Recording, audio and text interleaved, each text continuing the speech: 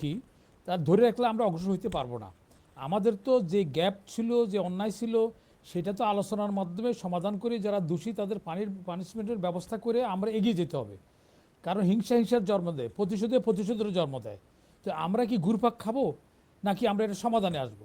তাহলে আমরা আশা করছিলাম যে যে কি যেন পলিটিক্যাল না নিরপেক্ষ লোক আসার পরে তারা এটার সমাধান দিবে, কিন্তু সমাধান না দিয়ে তাদের উদ্দেশ্য ছিল, উদ্দেশ্যে থাকার পরে তারা খেলতেছে বিভিন্ন খেলাটা।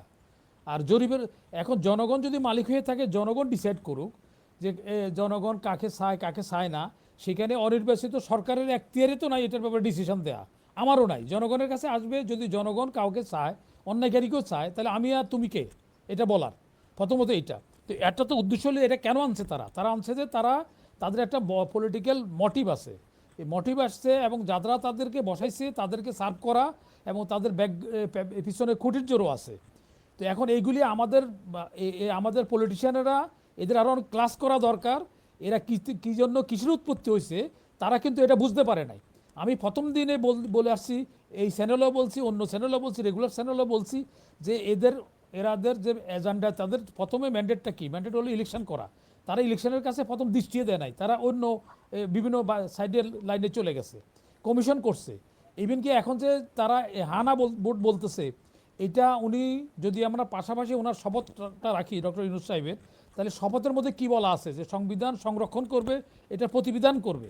কিন্তু দেখা যাচ্ছে উনি শপথ ভঙ্গ করছেন। উনি প্রথমে যে এই যে হানা ভোট আনছেন, এটা তো ওনার সাংবিধানিকভাবে এখানে কোনো জায়গায় নাই, এবং উনি অনির্বাচিত সরকারের এখতিয়ারে নাই। তারপরে আসছে উনি কমিশন করতে, কমিশনের বৈধতায় নাই। আমি যদি আমার বিছনা পাক না হয়, নামাজ পাক হইতে পারে না। তো প্রথমত কমিশনে অবৈধ, এই সরকারের যেগুলি করতেছে এগুলি অবৈধ।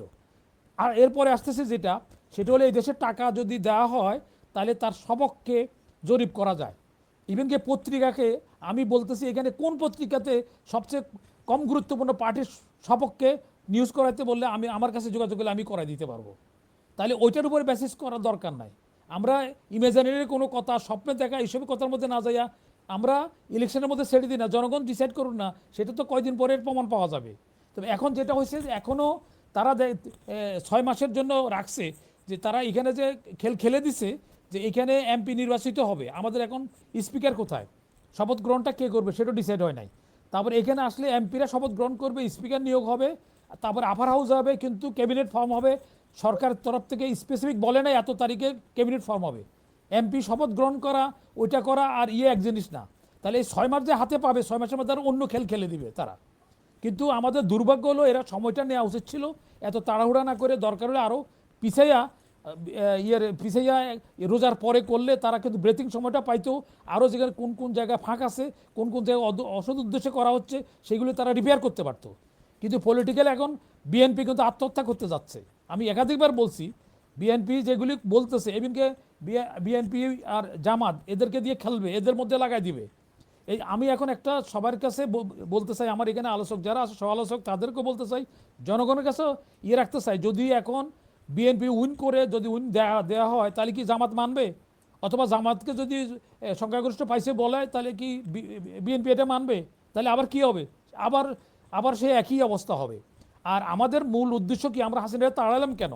যে গ্রহণযোগ্য অংশগ্রহণমূলক ইলেকশন আমরা করতে পারি নাই। তো এখন কি অংশগ্রহণমূলক গ্রহণযোগ্য ইলেকশন হচ্ছে? তারপরে আমাদের এই যে বিভিন্ন খুনাখুনি হচ্ছে, এখন ইলেকশনের আগের দিন কি হবে সেটাও বলা যাচ্ছে না, অনিশ্চিত। কারণ বিয়ে বাড়িতে বিয়ের কাবিন নিয়ে একটা শর্ত নিয়ে বিয়ে ভেঙে বাড়ি চলে যায়। হ্যাঁ, বর আসছে, সবই আসছে, আয়োজন সবই হয়েছে, কিন্তু একটার কথা নিয়ে লেগে সেখানে বিয়ে ভেঙে যায় বিয়ে বাড়িতে। তো এখানে ইলেকশনের দিনও কি হইতে পারে, এখানেও এখনও অনিশ্চিত। এর আরও যে একদিন দুই দিনের মধ্যে অনেকগুলি অঘটন ঘটতে পারে বলে আমি মনে করি। কারণ এখানে এরা এগুলি ফেস করার মতো ক্ষমতা সামর্থ্য কোনোটাই তাদের নাই। কারণ তারা 2 বছরের মধ্যে কোনো এরকম উল্লেখযোগ্য কোনো কিছু দেখাতে পারে নাই। ওনাদের উচিত ছিল ইলেকশন করা, কোনো রেফারেন্ডাম এগুলির মধ্যে না যাইয়া ইলেকশন করতো। যারা ইলেক্টেড গভর্নমেন্ট আসছে তারা ডিসাইড করবে তারা কি করবে, কারণ জনগণের ম্যান্ডেট তাদের ছিল।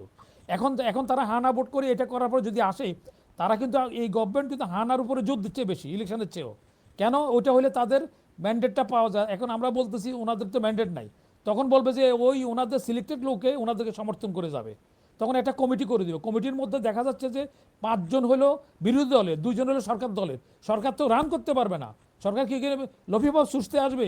সব কিছু ক্ষমতা থাকার পরও এখানে আর্মি নিয়োগ, আর্মি থাকবে, প্রতিরক্ষা থাকবে প্রেসিডেন্টের হাতে, জুডিশিয়ারি থাকবে ইয়ের হাতে, রাষ্ট্রপতির হাতে, দুদক থাকবে তাদের হাতে, এবং অন্য কোনো কনস্টিটিউশনাল পোস্টে যদি নিয়োগ দিতে হয় 7 জনের একটা কমিটি হবে, এই রেফারেন্ডামের যে বলা আছে সেখানে 5 জন হলে বিরোধী দলের, তাহলে কি ওরা কি একমত হবে? তাহলে এই যে ডেডলকগুলি হবে, এটা আগের থেকে এই ঘটনাগুলি ঘটাই দিছে, এগুলি করতেছে। আর এখানে যারা আনছে, যেমন আমরা আরেকটা জিনিস ক্লিয়ার করি আমি, যে সেটা হলো যে আমরা ওই যে ইয়েকে মাদুরকে যে নেওয়া হলো, সেখানে সর্বসম্মতক্রমে রাষ্ট্রের সমর্থন, পুলিশ, 3.5 লক্ষ আর্মি ছিল, কিন্তু মাদুরকে নিয়ে মাদুরের রিপ্লেসমেন্ট যাকে আনছে সেও শান্তিতে নোবেল পাইছে। এগুলি বোঝা দরকার আমাদের। আমরা এত ভাষা দেখলে তো হবে না। এইখানে রক্তক্ষরণ হবে ইলেকশনের এই উপলক্ষে, রাস্তার মধ্যে লাশের মধ্যে হাঁটতে হইতে পারে। আমি এই জন্য জাতিকে সাবধান করছি, সতর্ক করছি, সতর্ক থাকার জন্য বলছি। ধন্যবাদ।